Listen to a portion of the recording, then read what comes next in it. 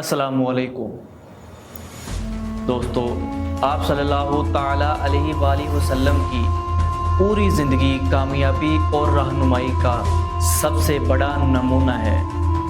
आप सल्लल्लाहु ताला अलैहि वसल्लम का किरदार, इखलाक और आपकी हिकमत अमली कामयाबी की सबसे बड़ी ज़मानत है।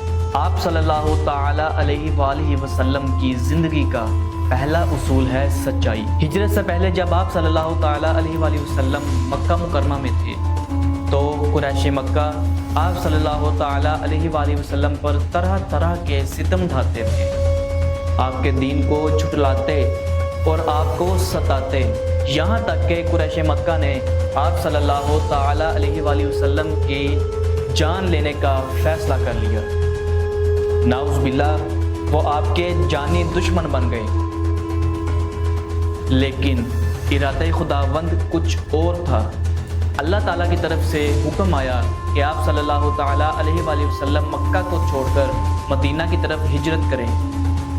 तो आप सल्लल्लाहु ताला अलैहि वसल्लम ने हज़रत अबू बकर सिद्दीक़ रज़ी अल्लाह ताला अन्हा को अपने साथ लिया और मौला अलैहिस्सलाम को अपने बिस्तर पर सुलाया और आपने मौला अलैहिस्सलाम से फरमाया कि मुझे खुदा की तरफ से हुक्म आया है कि मैं मदीना की तरफ हिजरत कर जाऊं।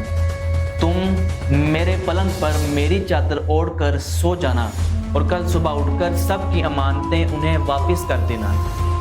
सोचिए, दुश्मन आप सल्लल्लाहु ताला अलैहि वसल्लम की जान लेने पर तुले हैं, लेकिन वो अपनी अमानतें फिर भी आप ही के पास रखवाते हैं। ये आपकी सच्चाई और दयानतदारी का सबूत है।